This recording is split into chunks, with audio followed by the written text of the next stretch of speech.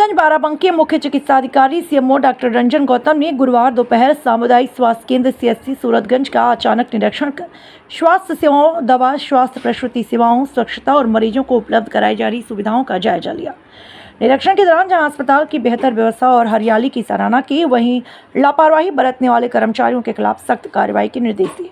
पर्चा काउंटर और इमरजेंसी व्यवस्था की समीक्षा। निरीक्षण की शुरुआत पर्चा काउंटर से हुई। मरीजों की अधिक संख्या को देखते हुए सीएमओ कर्मचारी तैनात करने के निर्देश दिए। इसके बाद उन्होंने इमरजेंसी कक्ष में निरीक्षण कर रजिस्टर दवाओं की उपलब्धता और मरीज को दिए जा रहे उपचार की समीक्षा की। कमला प्रसाद विश्वकर्मा। जीएसवाई का भुगतान इसलिए नहीं हो पाएगा उन्होंने उसके अकाउंट नंबर नहीं नोट किए।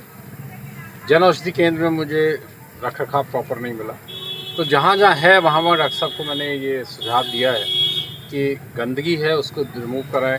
चीफ फार्मासिस्ट को बोला अगर जहाँ डस्टबिन नहीं है वहाँ आप नई डस्टबिन रखवाइए, डस्टबिन आपके स्टॉक में। और अगर मरीज को किसी को आवश्यकता है तो उसको समय से पहले चादर ओढ़ने के लिए दीजिए।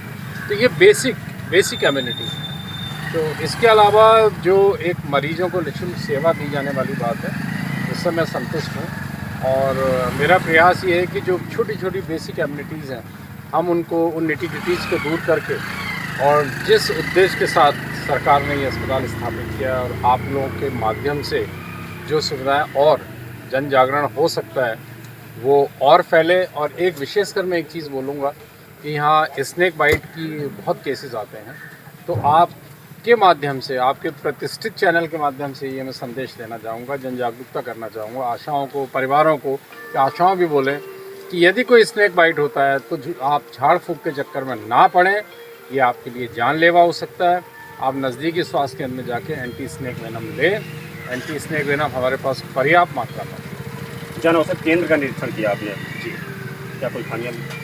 जन औषधि केंद्र के बारे में मुझे शिकायत मिली थी कि उन्होंने कुछ नॉन जेनरिक सिरप रखे हुए, यद्यपि मौके पर नहीं मिले, किंतु मुझे लगा कि वहाँ का रखरखाव up to the mark proper नहीं है। मैं इनको इस आशय का पत्र जारी कर रहा हूँ, चेतावनी जारी कर रहा हूँ, और उम्मीद करता हूँ कि 1 वीक में ये सारी चीज़ें। बाढ़ को लेकर के क्या तैयारियां हैं? बाढ़ को लेकर जो हमारी स्पेशल बाढ़ चौकियां बनी हैं, उसमें मैंने पैकेट्स बनवाए हैं मेडिसिन के, और मेडिसिन के पैकेट के साथ साथ हमने इनसे ये भी कहा है कि कोई गांव अगर मरूंड हो जाता है तो आप उसके निकटतम जो रेस्क्यू पॉइंट है वहाँ अपनी 108, 102 एम्बुलेंसेज को पहुँचाएँ। और इस बात का ध्यान रखें, इस चीज़ को मैंने डॉक्टर साहब से बोला है कि लाइन लिस्टिंग करिए उन गर्भवती महिलाओं की जिनका संभावित प्रसव अगस्त-सितंबर में होना है।